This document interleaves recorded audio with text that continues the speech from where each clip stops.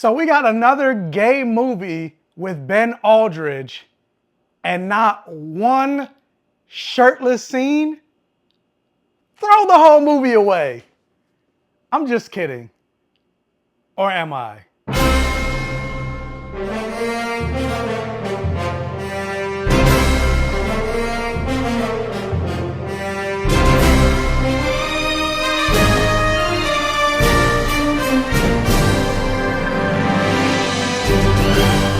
And welcome to my Safe Gayven. Ooh, I cracked. Welcome to my Safe Gayven, everybody. Thank you guys so much for clicking on another video and joining me here on the Black Gay Comic Geek channel. If this is your first time checking out one of my videos, let me introduce myself. Hey, how's it going? My name is Michael.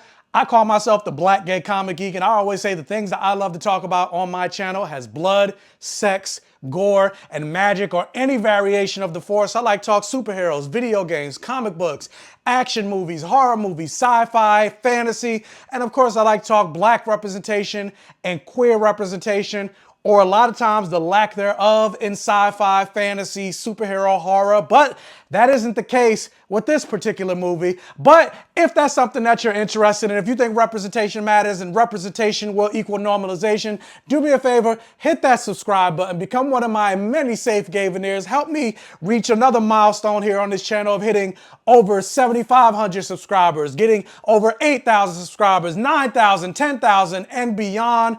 And you could also help me with that by hitting the like button. That helps with the YouTube algorithm. That tells YouTube that this video is worth pushing out to other people in their recommended feeds. And then those people could come across my channel, hopefully become subscribers, and the cycle will continue to repeat so I can grow. I want to get to the point that I can say it's over 9,000. But with that said, ladies and gents and everything in between, I last night got the chance to see, I got up, took myself out of bed, took myself to the movie theaters on a private date and saw M. Night Shyamalan's newest movie, Knock at the Cabin.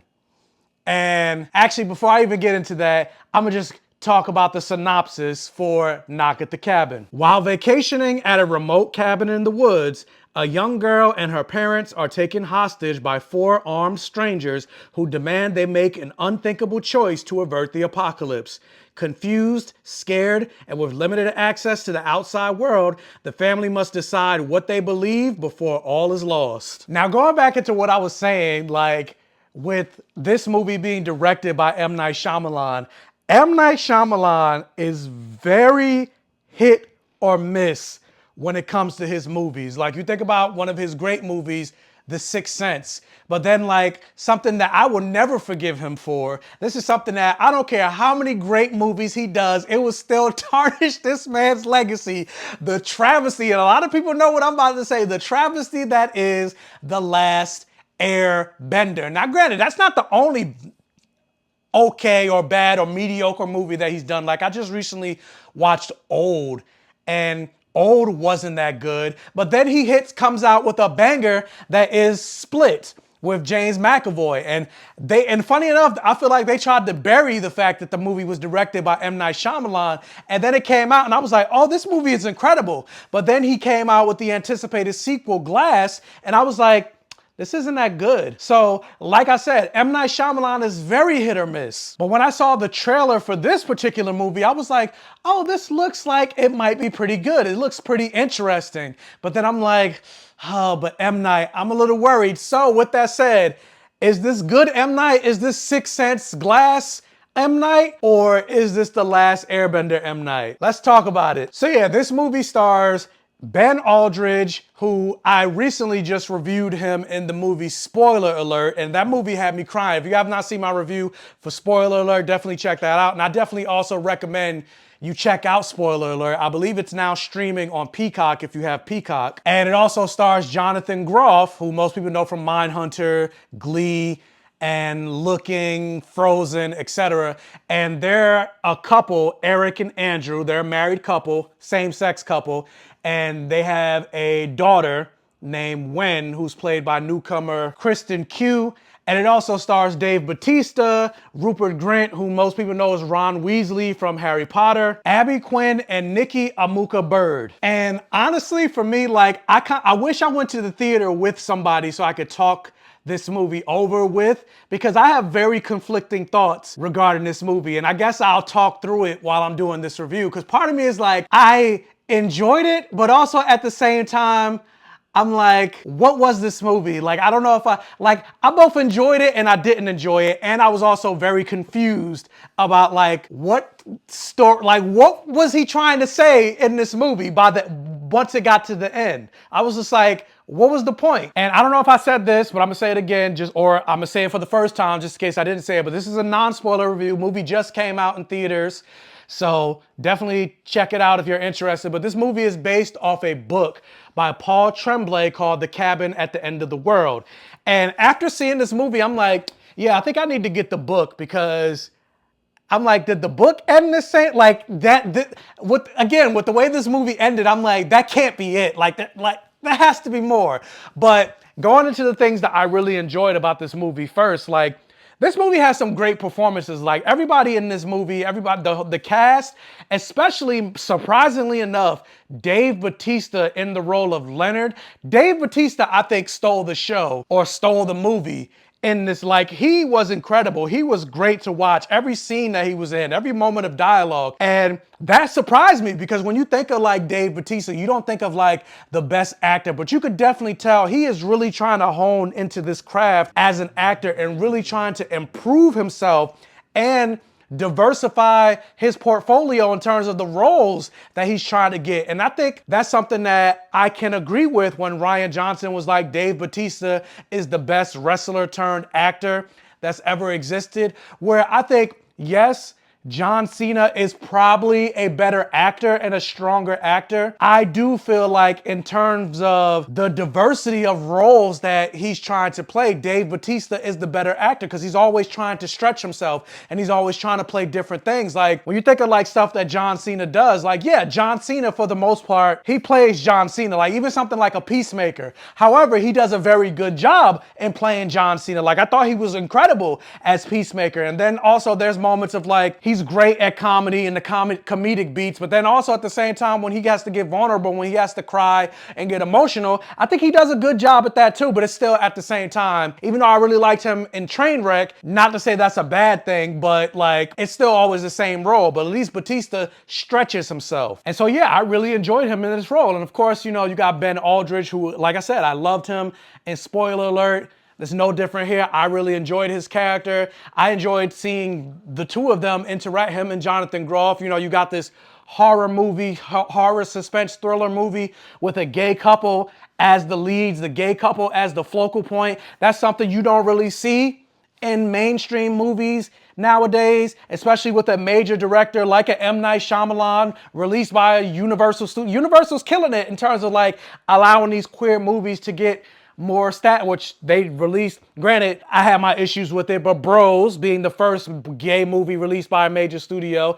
Then Universal Focus Features also did, spoiler alert, and now they're doing Knock at the Cabin. And so yeah, it's very rare to have queer characters at the forefront of like a psychological apocalyptic suspense horror. Not even just queer characters, but then on top of that, like, these queer characters are played by queer actors. Jonathan Groff and Ben Aldridge are both openly gay men. So I was excited about that too, because like I mentioned, representation equals normalization, and representation matters. Now with that said, because every time I say stuff like that, people automatically assume that just because something has gay or just because something has black characters, that automatically means it's going to be good. No, that doesn't mean it's going to be good. I'm literally talking about the things and praising the performances, and then saying, but I'm also saying, because the performances were great, it also makes this good too, because this is something that's rare. That doesn't mean, like, again, like I mentioned, Bros, gay movie, first gay movie distributed by a major studio, didn't care for it. There are black movies that I don't really care for, but I'm still excited that we still get that representation, that they still exist. Because true equality is like, how many mediocre white movies do we get time and time and time again, and yet they still get the opportunity to create, or directors still get the opportunity to make mediocre movies, and then they're given opportunities time and time and time again. But yet, when it comes to like black movies or gay movies or movies starring women. You get one bad gay movie and then it's like, oh, well, maybe people don't want to see gay movies. Anyway, I'm going on a rant. Let me get off that soapbox. But yeah, like going back to the performances, I thought the performances were incredible in this movie. And something I also was interested in this movie, like this movie is only like an hour and 40 minutes, and they pretty much start into this whole suspense, apocalyptic horror thing like right from the start. So like even when the movie, like the moment I saw Dave Bautista's character show up on screen, I was like, oh, so we're starting already. And so that's something that I was very interested in, the psychological horror aspect of this movie. And then also kind of like mystery regarding what the storyline and what's possibly going on and what's the truth behind everything that's happening regarding this movie. I wanted to get a peel behind the curtain and see what was the big bang, what was the origin point of this and the explanation of this world and these characters. But also on the flip side, with that said, like in terms of things and why I'm kind of conflicted regarding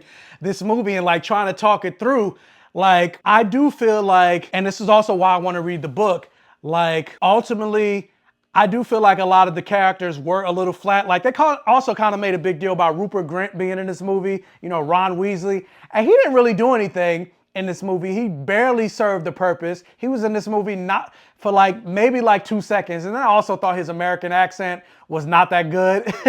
But he tried. His American accent is probably better than my British accent. So there you go. But yeah, he wasn't in that movie for this long. And then when they kind of explained some of his backstory, I thought they were going to use that as a way to connect all of these characters together and make an explanation of why it had to be these four and why they're coming after this couple and why they're the one. Like I thought there was going to be a whole answer behind it, and yet there was not. Like there was no explanation.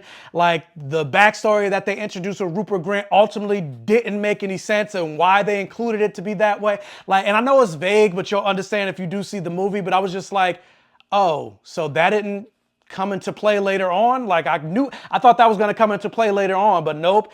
And like there was just a lot of things that were left to be desired regarding this movie once we got to the end. But ultimately, I also feel like by the time we got to the end of this movie, they explained a lot, but they also explained nothing at all. And not only just that, but you think about something like an M. Night Shyamalan, he always has to have the twist at the end.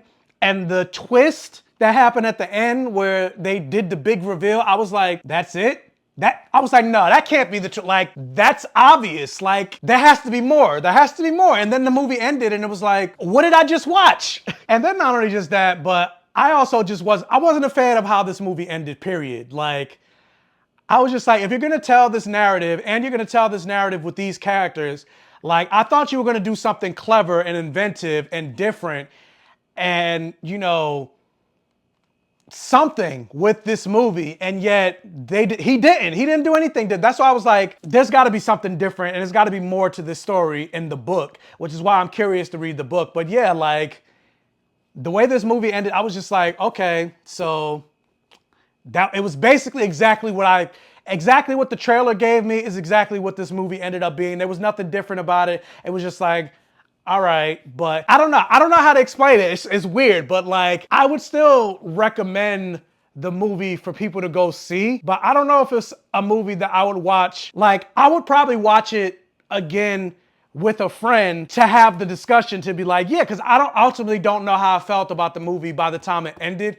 But at the same time, I was just like, take it or leave it. Like, yeah, that's how I felt about this movie. Take it or leave it. And I know it's like very vague and it's not like a definitive answer with regards to like most of the things that I review. But like, because of how this movie ended, like, I don't know, it just has me very conflicted and I can't say what it is without being spoiled, without going into spoiler territory. But I was just like, yeah, like, but the performances were great. So that's something to look forward to if you're gonna go see this movie. Look forward to some great performances. But in terms of the ending, I feel, at least for me, I feel like you're gonna walk away to the movie being like, okay, so yeah, what was the point of that? Like, that ended very randomly. And then also, like, if it was gonna end this way, I wish we would have gotten more, like, again, I wish we would have gotten more explanation of this world, more explanation of these characters. So, also really quick, a thing that I forgot to mention, like, this movie is rated R. They made a big deal about this movie is like M. Night Shyamalan's only his second rated R movie. And you know, I always say things I love to talk about in my fantasy has blood, sex, gore, and magic. But like for this movie to be rated R, it's almost like he forgot this movie was rated R because a lot of the blood and things like that, like he cut away from it. So we didn't really see a lot of it. And then like there weren't really any F-bombs or anything like that. So I was like, ultimately, I was like, why was this movie even rated R? Like this movie could have been PG-13 because why would you cut away from like the gory murder and things like that, or gory scenes or graphic scenes, and then make it rate? Like it didn't make any sense. Like I wanted more of the gore. So that was another thing that disappointed me regarding this movie. Give me more blood, sex, gore, and magic. And I know I said I was getting rid of these, but just for this particular movie, I'm gonna just say Knock at the Cabin for me is a breaking even. So the question is, have you guys seen Knock at the Cabin? What did you think about it? Are you interested in seeing Knock at the Cabin? I know it was a very vague and vague review, but yeah, this movie, I don't know. I'm very conflicted. But what did you think about it? Let me know all your thoughts and comments in the comment section below. Also, if this is your first time checking out one of my videos, please check out the other videos on my channel. If you like what you see, please subscribe for more and hit that bell notification button so you're alerted every single time I post a new video. And tell your friends, families, and neighbors about my channel to help me continue to grow. And as always, I will catch you guys next time.